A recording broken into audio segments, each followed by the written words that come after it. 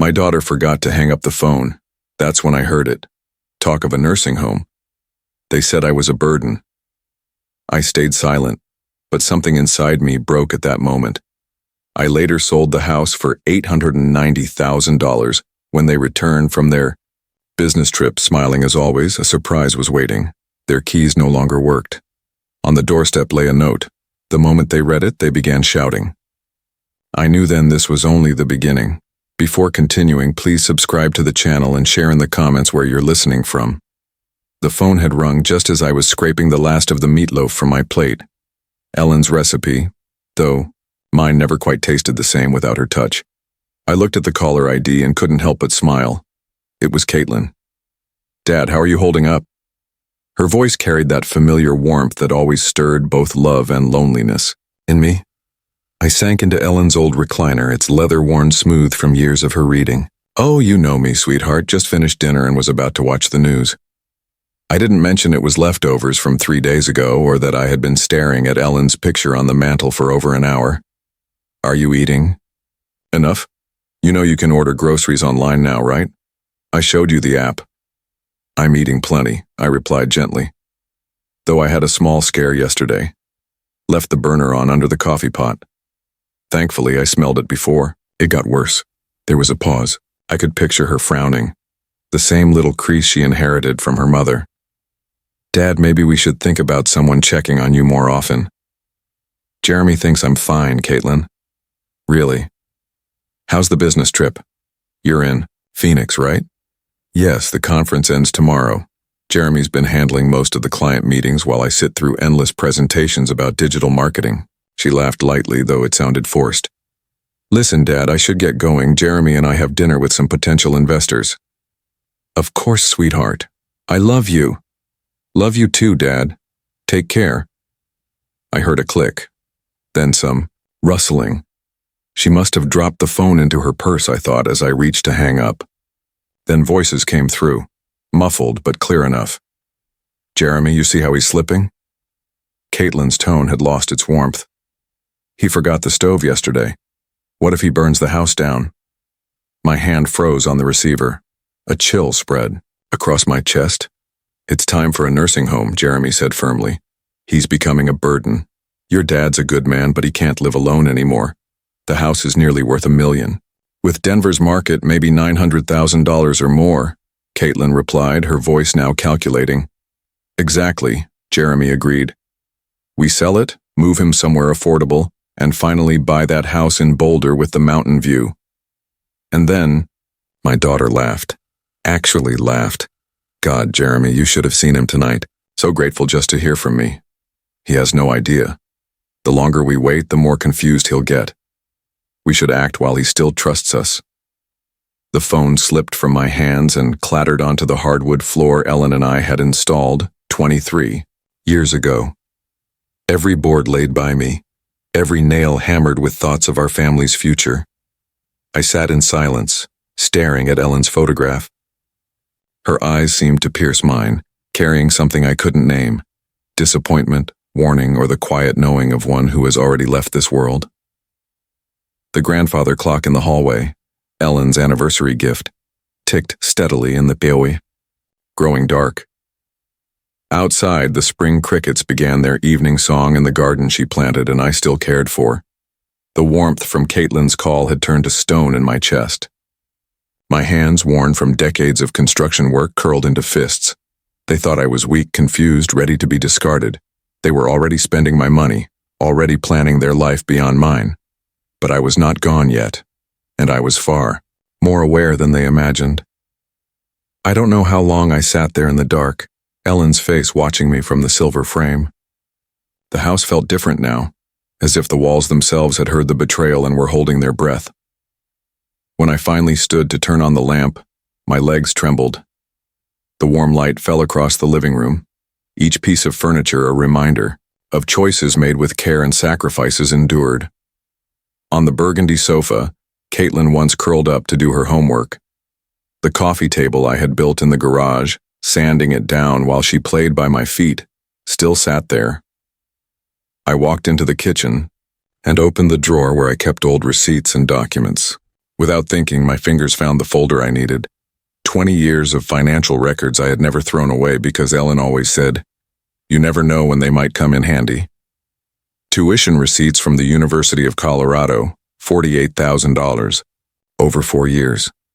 I remembered the double shifts, coming home with concrete dust in my hair and plaster under my nails. Ellen would greet me with coffee and rub my shoulders while I worked through the bills at this very table. "Roy, you're working yourself to death," she said one evening, watching me calculate how to cover Caitlin's spring semester. "She deserves better than we had, Ellen. She's smart enough for anything." Ellen kissed my head and whispered, "Just don't give her so much that she forgets to be grateful." I should have listened. I should have listened. The wedding receipts were there as well. $32,000 spent on a single day. I told Caitlin we could afford $5,000, maybe $8,000 if we pushed it, but she cried for her dream wedding. So I worked weekends for 6 months laying hardwood floors for a contractor who paid me in cash. "Daddy, you're the best father in the world," she whispered during our dance, her head on my shoulder, her gown brushing against my rented tuxedo. I will never forget those words. But she did. She forgot. Just like she forgot who co-signed her first car loan when her credit failed. Just like she forgot who made the calls to help her land that marketing job when she had been unemployed. For 8 months. The folder also held bank statements from 2 years back, when Jeremy lost his financial advisor role for reasons never clearly explained. They moved in temporarily until he found new work. I never asked for rent.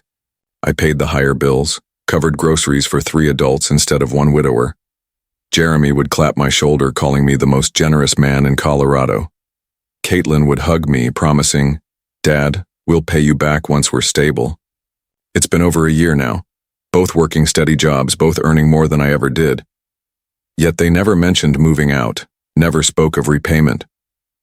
Just last month, I covered their anniversary dinner, $200 at a fancy downtown steakhouse, because Jeremy said they deserved to celebrate. I even paid $3,000 for a new transmission on Jeremy's BMW, draining my emergency fund. At their barbecue, Jeremy introduced me proudly. "Roy's like a father to me. I'm lucky to have married into this family." And I felt proud too, proud to be seen as the generous father-in-law who cared for his family no matter the cost. Upstairs, Ellen's and my bedroom remained untouched after 2 years. Her jewelry box sat on the dresser, her glasses folded by the lamp. From the bottom drawer, I pulled out the house deed. Roy and Ellen Hayes purchased 1999. No liens, no co-signers. My name alone now that Ellen was gone. Standing there, surrounded by everything Ellen and I had built, I felt something change. The grief was still sharp, but beneath it, something harder began to form. They wanted me out, to sell off the life we created. They thought I was too old, too confused, too grateful to resist. I looked at Ellen's photo on the nightstand, her voice echoing in my mind. "Don't give her so much that she forgets to be grateful." Ellen, our daughter, had forgotten. But she was about to learn that her father was not as helpless as she believed. I opened my desk drawer and pulled out a card I'd kept for 3 years. Todd Fisher, real estate attorney. Ellen had urged me to meet him after her diagnosis just to prepare. Now it was time for another consultation. The next morning, I walked through the house like a stranger. But I didn't see home. I saw what Caitlin and Jeremy saw. Square footage, market value, assets. In the kitchen, I ran my hand along the granite countertops I'd installed myself. Late nights after work because we couldn't afford contractors. Ellen had chosen the pattern, gray speckled with gold streaks that glimmered in the light. For 16 years she brewed our coffee here until the cancer stole her strength. I remembered Christmas morning, when 3-year-old Caitlin took her first steps across this floor, from the fridge to Ellen's waiting arms. We both cried with joy as Ellen lifted her up and spun her around. "Our baby is walking in our home," she whispered, tears streaming, "in the home we built for her." The living room still carried 25 years of Christmas mornings. I could picture 7-year-old Caitlin's face glowing as she opened the dollhouse I had built secretly in the garage for 3 months. Ellen had sewn curtains, crafted furniture, from scraps. "Daddy, it looks just like our house," Caitlin squealed, and it did, right down to the little bay window. That bay window had cost 6 months of overtime, but Ellen had loved the idea of reading there in the afternoons. I went upstairs to Caitlin's old room, still painted the soft yellow she chose at 16, walls still covered with pictures of friends and college memories. This was the room where I rocked her through sleepless nights as a baby, where Ellen and I helped her with algebra at the white desk I built under the window. The master bedroom was hardest of all. Ellen's side of the bed still held her water glass. Her book remained open at page 247, never finished. The walk-in closets I had built myself still held her clothes, faintly scented with her perfume. This was where we dreamed about the future, where we planned Caitlin's life, where Ellen passed away holding my hand, machines beeping around us. "Promise me they won't take advantage of you," she whispered near the end. "You're too good, Roy. Too generous. Promise me you'll protect yourself." I promised, but I hadn't kept that promise, had I? In my office, I found Ellen's folder of construction photos. Me, 25 years younger, stronger, laying the foundation. My crew framing the house. Ellen in a hard hat, belly just beginning to show, bringing us lemonade. The financial records told the rest of the story. Second mortgage, loans from my brother. Ellen had taken a part-time job at the school district just to cover material expenses. For months, we lived on beans and rice. Our cars stayed on the road, with little more than prayer and duct tape. But this house, we had built it with sweat, sacrifice, and love for each other and for the family we dreamed of. And now, my daughter, the child who'd taken her first steps in this very kitchen, who had once played in the yard I landscaped by hand, wanted to sell everything and push me aside like an unwanted piece of furniture. I pulled Todd Fisher's business card from my desk. Its edges were worn from 3 years of handling, but the number was still clear. Caitlin and Jeremy assumed I was a confused old man, desperate for scraps of their attention. They believed I was weak, helpless, ready to hand over my life's work without protest. They were about to learn how mistaken they were. I dialed Todd's number, steady as stone, while the spring morning outside shone bright and calm, the kind Ellen used to love, the kind that marked fresh beginnings. Fisher and Associates operated out of a modest brick building on Fax Avenue, a place known more for helping everyday people than impressing corporate clients. I wore my best suit, the charcoal one Ellen had chosen for her funeral, and arrived early, hands only slightly trembling as I signed in. Todd Fisher was younger than I had imagined, perhaps 55, with gray at the temples and the patient look of someone who had heard every family dispute before.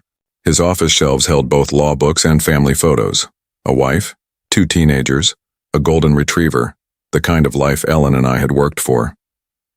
"Mr. Hayes, good to see you again," Todd said, pouring coffee.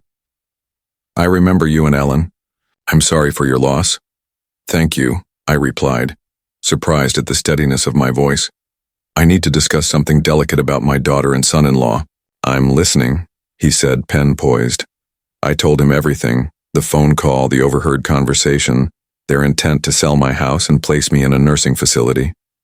His expression hardly changed, though he shook his head when I described their eagerness to use my money for their dream house in Boulder. "Sadly, this is more common than you might think," Todd said. "Adult children often believe they know what's best, especially when assets are involved. But legally, they can't actually do anything, can they? Let's go over the basics. The house is solely in your name since your wife's passing, correct?"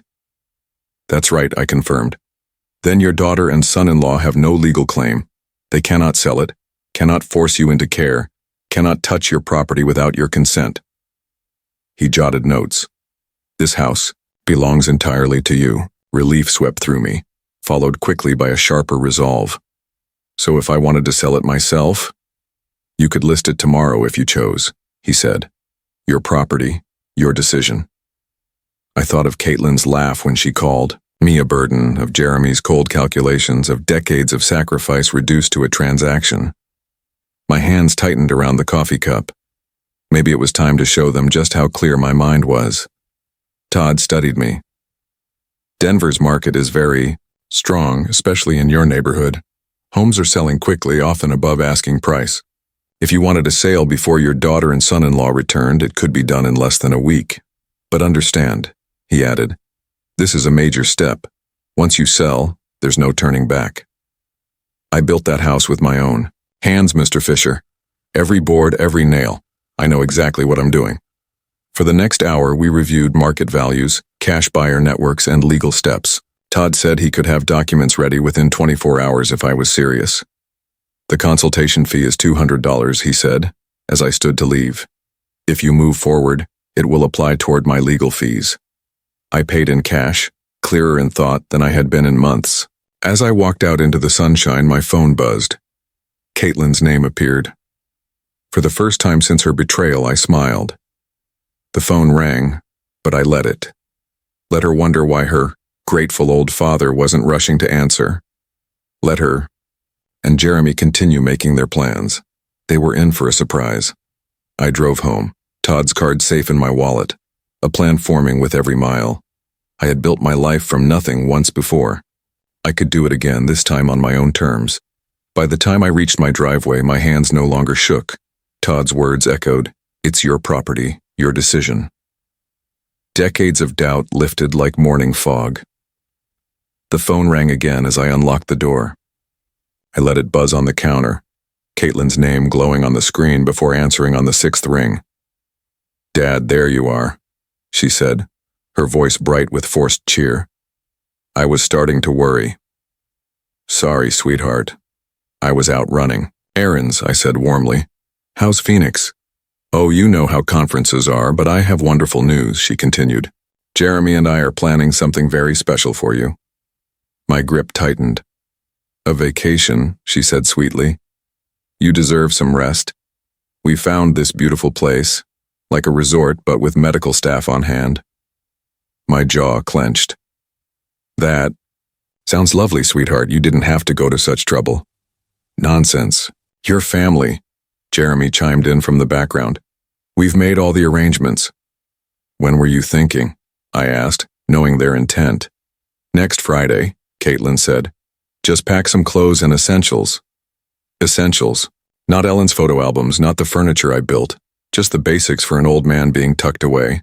"Actually, Caitlin, I have a surprise for you too," I said. "Oh, Dad, what kind of surprise?" she asked eagerly, no doubt imagining I had signed something. I looked out at Ellen's garden, the porch swing we had shared. "It's something I've been working on. I think you'll be very surprised." "You're so sweet, Dad," she said. "We'll talk when we get back. Rest well." "I will, sweetheart. Love you." "Love you too, Dad. See you Friday." The line ended. My hands steady, I opened my laptop. The screen lit up with possibilities. I typed real estate agents, Denver. Search results filled the screen. My new weapons. Years as a construction engineer had taught me to research carefully. Tonight, that discipline had a new purpose. One name stood out. Brian Connor, 43, known for quick closings, averaging 18 days. From listing to sale. Testimonials read, cash buyer in 48 hours, sold in 6 days, smooth closing. His direct number shown beneath his profile. This was it. Once I called, there'd be no return to being the manageable old man. Ellen's photo on my desk seemed to ask, "Roy, are you sure?" I was. More sure than I had been since her funeral. I dialed. "Brian Connor, Connor Real Estate. How can I help?" "My name is Roy Hayes," I said. "I want to sell my house quickly. How fast can that be done?" "With the right property and price, I've closed in 10 days, he replied. 10 days. My heart pounded. "Yes, the market is hot, especially for homes like yours. Can you tell me about your house?" I looked around my kitchen, seeing it through a buyer's eyes for the first time. 2 stories, 3,400 square feet, built in 1999, located in Cherry Creek. 3 bedrooms, 2.5 baths. Well maintained. Most of the work I had done myself over the years. Brian's voice sharpened with interest. "That's exactly what several of my investors are looking for. Original owner, well-kept, established neighborhood. Those are premium selling points. Would you be open to a property assessment?" "How soon could you come by?" I asked. "I can be there this afternoon, say 3 wags." It was just afternoon. 3 buys works, I said, giving him the address. When I hung up, silence filled the kitchen, the weight of what I had set in motion settling heavily in my chest.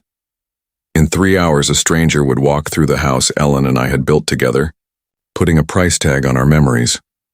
For the next 2 hours, I cleaned obsessively, an old habit from Ellen's time, when she insisted the house be spotless for visitors. I dusted the bay window, straightened the throw pillows, polished every surface. But this wasn't for guests. It felt like preparation for an execution. At exactly 3 cows, the doorbell rang. I smoothed my shirt, inhaled the faint scent of Ellen's lavender sachets still tucked in the linen closet, and walked to the door. My hand trembled as I gripped the brass knob I had installed 15 years earlier. Beyond it waited either salvation or ruin. I opened the door. Brian Connor looked just like his photo, professional yet approachable, early 40s, confident from years of successful deals. With a leather portfolio and tablet in hand, he stepped inside, pausing immediately. "Wow," he said, his eyes sweeping from the crown molding I had installed to the hardwood floors Ellen and I had chosen together. "Mr. Hayes, this is exactly what I was hoping for." He noticed everything. The way the afternoon light streamed through Ellen's bay window, the seamless flow from living to dining room I had achieved by removing a load-bearing wall. His admiration was professional, but sincere. "You weren't exaggerating about maintaining this place," he said, snapping photos. "These hardwood floors are original. I installed them in 2001. Solid oak, 3/4 inch. Ellen wanted something lasting." Pride slipped into my voice despite the circumstances. In the kitchen, he ran his hand along the granite countertops. "Custom installation?" "Every inch," I replied. Ellen picked the pattern. The gold veining reminded her of sunlight. Took me 3 weekends to get the cuts perfect. He typed notes, photographed cabinets, tested faucets and outlets, with practiced efficiency. Then he looked up. "Mr. Hayes, I've been doing this 15 years, and rarely do I see homes kept to this standard. I'm an engineer, or was. I believe in building things right the first time." "It shows," he said, gesturing to the living room. "May I?" I nodded as he admired the open floor plan, the built-in bookcases by the fireplace, and Ellen's decorating touches that had made the place a home. "This bay window, custom work. Built it for my wife. She wanted a reading nook." I could still picture her there, mystery novel in hand, glasses perched on her nose. Brian measured. His excitement evident. "Let me show you some comparables." He pulled listings on his tablet. "Homes here are selling for $850,000 to $920,000, but with this condition and these features, I'd suggest $890,000. That should move quickly while still maximizing value." The number echoed in my head, more than Caitlin and Jeremy had guessed in their cruel conversation. "That much? Mr. Hayes, you're sitting on a rare find. Properties like this don't often hit the market, especially in this condition. I actually have an investment group looking for exactly this, cash buyers. No financing delays, no repair negotiations. They can close in 10 business days." 10 days? Caitlin and Jeremy would be back from Phoenix in 8, expecting to find their compliant father ready to be sent off to their resort. "What's the catch?" "No catch," Brian replied. "Cash means no loan delays, no appraisal risks. They'll do inspections, but honestly, this home is in better shape than many new builds I see." I looked around the living room where Caitlin had taken her first steps, where Ellen and I had shared Christmas mornings, birthdays, quiet Sundays with the paper. When would I need to move out? Standard contract allows 30 days after closing, but they're flexible. I thought of Caitlin's false sweetness, Jeremy's cold calculations, Ellen's warnings about being too trusting. Let's do it. Brian's professional mask cracked into genuine excitement. "Excellent decision, Mr. Hayes. Let me call them." I listened as he described the house with enthusiasm. Cherry Creek, original owner, immaculate, full of custom features. He ended the call smiling. "They want to move forward immediately. I'll have contracts ready tomorrow morning." The sun streamed through Ellen's bay window, golden light flooding the room where I had just agreed to sell 25 years of my life. But for the first time since that devastating phone call, I felt something I hadn't in years: control. "How does 9 a.m. sound?" Brian asked. The grandfather clock ticked steadily in the silence. 9 a.m. sounds perfect. After he left with promises of contracts and timelines, I stood alone in the house that would soon belong to someone else. The fading sunlight painted everything golden, like a photograph of a life I was about to leave behind. But it wasn't sadness I felt. It was anticipation. Brian arrived the next morning carrying contracts, a notary, and coffee for everyone. An efficiency I had always admired. I read through each line carefully with the same precision that once made me a reliable engineer, checking every detail as if reviewing blueprints. Sale price: $890,000. Cash deal. Closing date: 10 business days from signing. The notary, a middle-aged woman with kind eyes, guided me patiently through each signature. Minimal conditions were listed, just the title search and a final walkthrough. I also had the option to remain in the house for 30 days after closing. "That's correct, Mr. Hayes," she said, though she reminded me most sellers preferred leaving sooner for peace of mind. Peace of mind. The phrase nearly made me laugh. My only real peace would come from seeing Caitlin and Jeremy realize what their so-called burden had cost them. I signed steadily and the process began. The first 3 days disappeared in a blur of paperwork and inspections. The title company sifted through decades of records. The investors sent a courteous team who praised the quality of the house, impressed by its workmanship. "Your father-in-law really knew what he was doing," one of them remarked to the heir, assuming I was already gone. Floors, wiring, everything was top quality. By days 4 to 6, I became a man with a private mission. I searched online for apartments, seeking something modest yet comfortable, a place to begin again with nearly $900,000 in the bank. I found a unit in Highlands, a senior community with golf courses and a center, the kind of place Ellen and I had once envisioned for retirement. I also contacted storage facilities, deciding which of Ellen's belongings I would keep: her china, jewelry box, photo albums, the essentials of a shared life. Days 7 through 9 brought a new confidence I hadn't felt in years. Each morning I woke knowing I was closer to freedom, and closer to proving to my daughter that her confused father was far sharper than she imagined. Mrs. Patterson, my neighbor, noticed the activity and asked about the inspectors. "Just some work being done," I told her, guilty about the half-truth but unwilling to spread the full story just yet. On the 8th day, Brian called with confirmation. "Everything is set for tomorrow's closing, Mr. Hayes. The buyers are thrilled with the inspection. Funds will transfer immediately." That night I packed a single suitcase, not to move yet, but to be prepared. Looking at Ellen's photo, I whispered, "I hope you understand." Friday morning dawned bright and clear, the kind of spring day Ellen used to say showed Denver at its best. I put on my Navy suit, the one Ellen had bought me for Caitlin's graduation. At the title company, the buyer's attorney double-checked every line, while Brian guided the process like a conductor. "Mr. Hayes, sign here, initial there." Each signature felt like breaking a chain: the deed, the settlement, the final acknowledgement that 1247 Maple Street no longer belonged to me. Then came the confirmation: $890,000 minus costs has been wired to your account. I stared at the figure, more money than I'd ever seen, more than Caitlin and Jeremy had imagined their burden could bring. We shook hands all around. Brian escorted me to my truck. "You made the right choice, Mr. Hayes. Sometimes a fresh start is exactly what we need." I drove through familiar streets, past Caitlin's old school and the park where Ellen and I once walked every Sunday, but instead of nostalgia, I felt liberated. Sitting in my driveway, I held the heavy keys to a house no longer mine.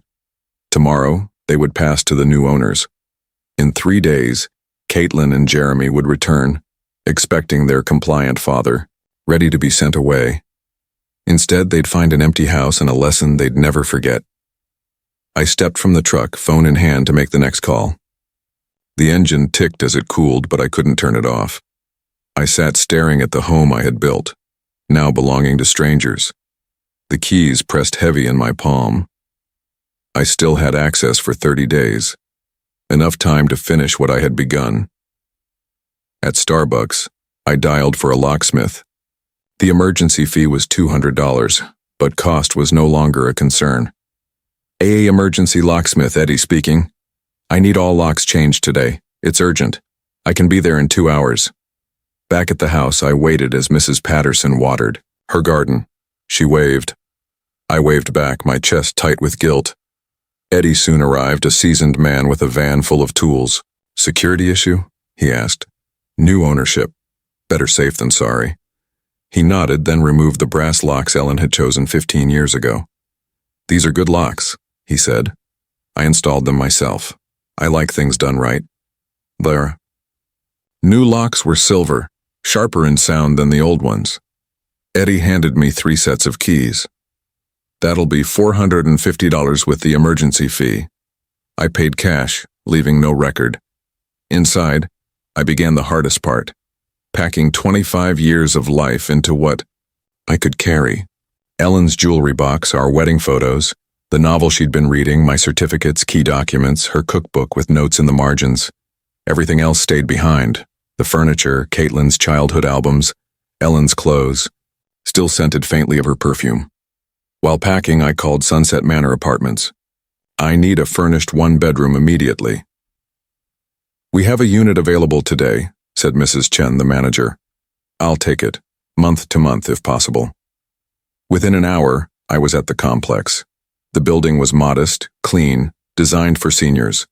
The apartment was simple, but had everything I needed. Cash deposit is fine, Mr. Hayes. When would you like to move in? Tonight. Mrs. Chen's eyebrows lifted, but she asked no questions. I signed the lease, paid the deposit and first month's rent, and took the keys to my new beginning, nearly $3,000, an amount that would have felt impossible to spend so casually only 2 weeks earlier. As I loaded my car in the fading light, I noticed Mrs. Patterson watching from her window. She waved again, and I felt the heaviness of the ties I was cutting, the connections Caitlin and Jeremy had forced me to abandon.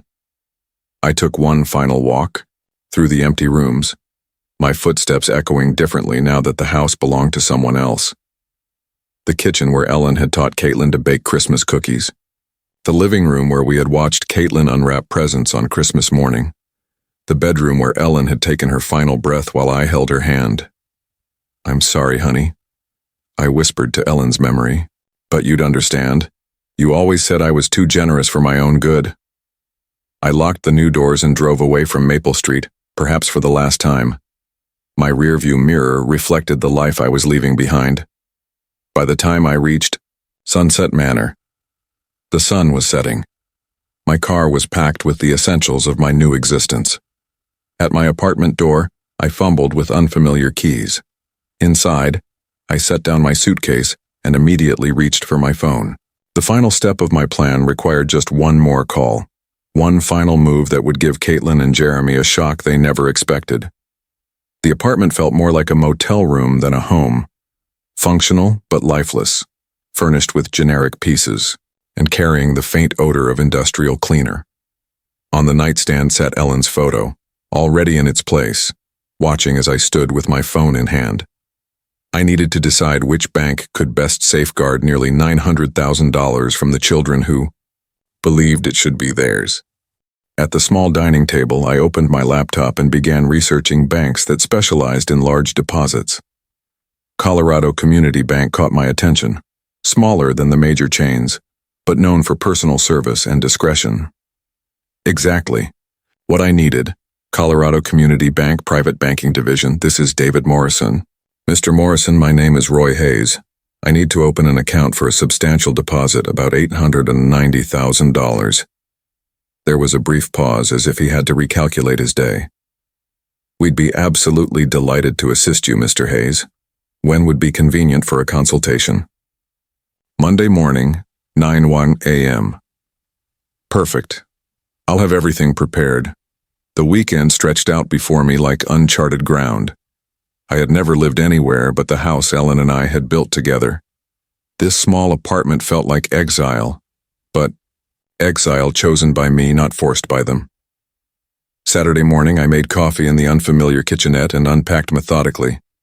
Ellen's jewelry box on the dresser, my engineering awards on the shelf, our wedding photo beside the bed, in a room that had never known Ellen's presence. I drove to the grocery store, shopping for one person. Simple meals. None of the recipes. Ellen had loved to cook. At checkout, the young clerk with kind eyes asked if I was new. Just moved in, I said, starting fresh.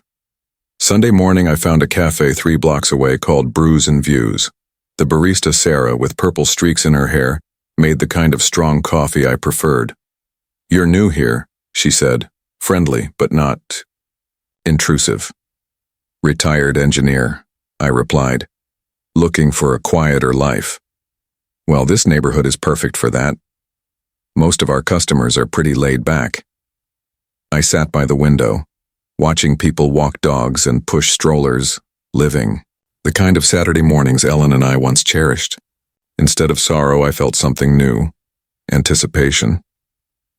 Monday morning, I dressed in my best suit and drove to Colorado Community Bank. David Morrison was younger than I expected, maybe mid-40s, with the practiced warmth of someone who handled people's life savings daily.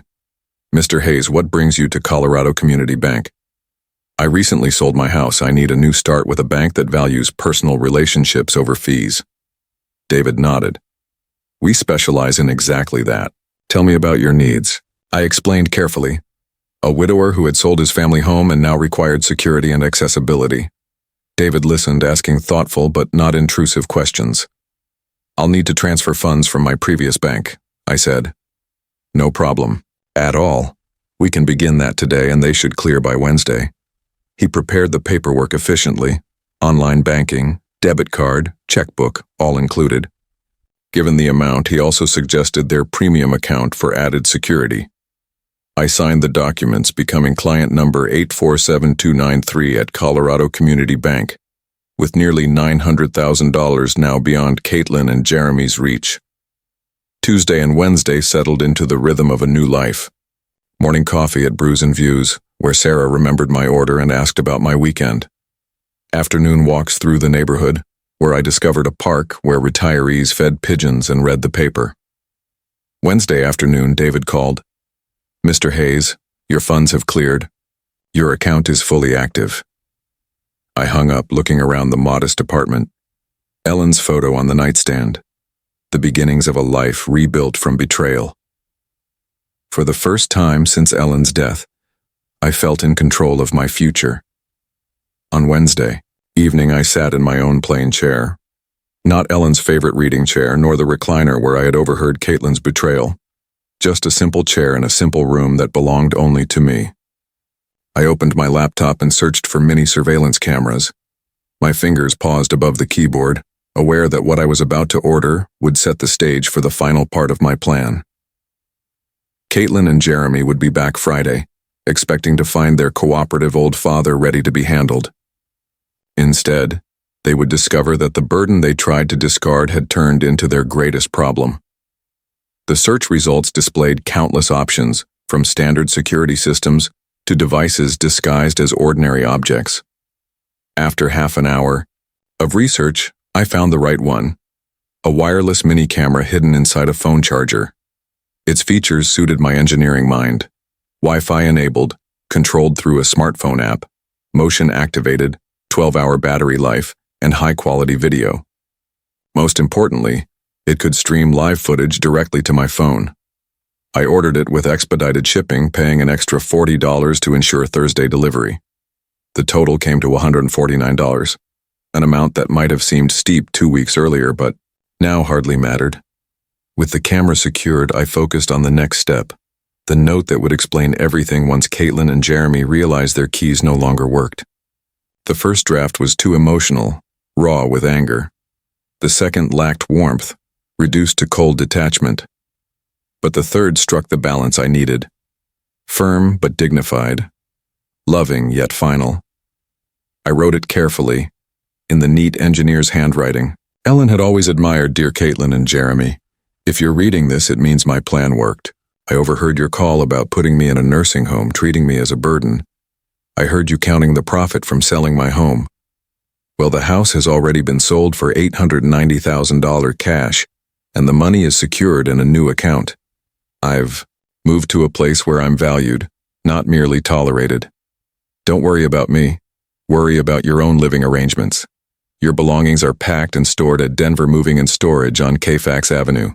You have 30 days to claim them before fees begin.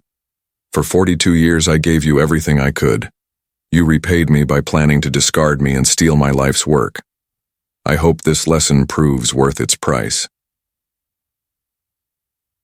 Love, Dad. Thursday morning, a FedEx truck delivered a small package with the surveillance device. I spent an hour testing it in my kitchen, learning the app, and checking the video and audio quality. Everything worked flawlessly, sensitive enough to catch even quiet conversations. That afternoon, I drove to my old house one last time. Using the garage remote I had never given Caitlin and Jeremy, I parked inside, avoiding the neighbors' eyes. My hands trembled slightly as I unlocked the front door with my new keys. The familiar smell of Ellen's lavender sachets, the lemon, polish on the furniture, and traces of decades of family meals lingered in the air. But new reminders stung me. Caitlin and Jeremy's suitcases by the stairs. Their mail scattered on the counter, evidence they were already using my home as storage while planning my removal. I placed the charger camera in the outlet near the front door, adjusting it to capture the entire entryway, including the spot for my note. Through my phone app, the view was perfect. After confirming the motion detection, I taped the envelope at eye level inside the door, impossible to overlook. In the living room, I paused at the mantel where Ellen's photo had rested for 23 years. Soon new owners would fill this house with their own family pictures, their own memories. "It's done, sweetheart," I whispered to her memory. Justice served. I locked up, checked the feed one last time from my car, and returned to my apartment. The camera was armed, the battery charged, and my phone ready to alert me the moment Caitlin and Jeremy tried to enter. That evening, I sat once more in my chair, phone in hand, watching the empty doorway on the screen. The timestamp read 6:30 p.m. Tomorrow they would return, likely discussing their plans to place me in a nursing facility, while imagining how they would spend my money. They had no idea that their father had already turned their scheme against them. Friday morning, I woke with the anticipation of someone about to see long-awaited justice. Even my coffee tasted better, and my small apartment felt less restrictive. At 4:30 p.m., I knew they would arrive soon. Caitlin always left Phoenix by noon to avoid traffic, and Jeremy was careful with his driving. They would be at the house within the hour. I looked at Ellen's photo on my nightstand and murmured, "I hope you understand. They left me no choice." 5:15 p.m. My phone buzzed with a motion alert. Jeremy's black SUV pulled into the driveway. My heart raced as I watched the live feed. Caitlin stepped out first, stretching after the trip, while Jeremy unloaded the luggage. They walked toward the door as though returning to claim what they believed was already theirs. Caitlin pulled out her keys, inserted one into the lock, and frowned when it wouldn't turn. She tried again, frustration growing. "That's strange. My key isn't working." Her voice came through clearly on my phone. Jeremy moved closer, concern replacing fatigue. "Let me try the back." He disappeared around the house, returning minutes later, visibly alarmed. "Back door's locked too, and the garage opener doesn't work." His voice carried the panic I had expected. Caitlin's voice trembled. "That's impossible. Dad doesn't even know a locksmith." Jeremy studied the door carefully, realizing what had happened. "These are brand new locks. This was intentional." Caitlin, now shaking, pulled out her phone and dialed my old landline, the one I had disconnected days earlier. After several unanswered rings, confusion spread across her face. No answer, not even voicemail. "Try his cell." "He doesn't have one, remember? We talked about getting him one for emergencies." Her voice cracked with the first trace of fear. Jeremy moved to the windows, his earlier confidence gone. "There, this one's unlocked. I'll give you a boost." I watched my daughter climb through the kitchen window I had left unlatched on purpose, her business suit snagging on the frame. She vanished inside, and seconds later, the front door opened. Jeremy walked in with their bags, both freezing in, place when they noticed the white envelope taped at eye level. Caitlin's hand shook as she pulled it down. Her name and Jeremy's were written in my careful handwriting. I leaned forward in my chair, phone clutched in both hands, as she tore it open. Her eyes moved quickly over my words, Jeremy reading along. Their faces shifted, from confusion to shocked disbelief and finally horror. He sold the house. Caitlin's voice rose in disbelief. How could he do this to us? Jeremy snatched the letter, reading it again as if it might change. That manipulative old man. He played us from the start. $890,000. Tears streaked Caitlin's makeup. He kept it all. That money was supposed to be for our future. Your future? Jeremy snapped, his mask of loyalty gone. This is your father, Caitlin. You should have handled him better. My fault? She turned on him, years of resentment spilling out. You're the one who said he was a burden. You're the one who wanted the nursing home. Well, he was a burden, and look, he's ruined us. We're homeless, our lease ends next week. The irony was sharp. They argued in my living room about being homeless the same way they had planned to place me in a nursing home. Call a lawyer, Caitlin said desperately. He can't sell the house without telling us. With what money? Jeremy shot back. In case you forgot, I lost my job 6 months ago. Your salary barely covers the car. Then find another job. Where? What firm wants an advisor fired for questionable dealings? I watched Caitlin's face crumble as the truth sank in. No house, no inheritance, no savings, and a husband unemployable. How could he be so cruel? She whispered.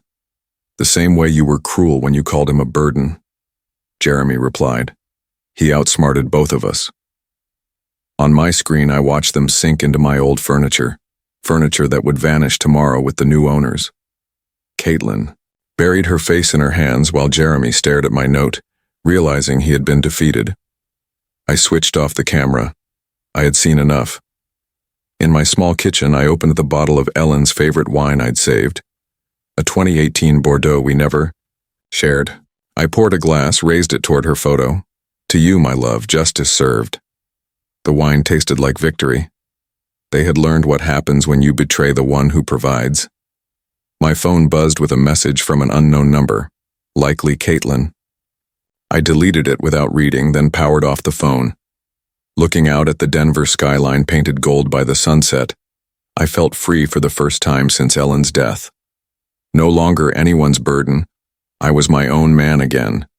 With my own money, choices and future stretched out like an open road. Roy Hayes had left for good. He was never coming back. If you enjoyed this story, please like this video, subscribe to the channel, and share your thoughts in the comments. To hear the next story, click the box on the left. Thank you for watching.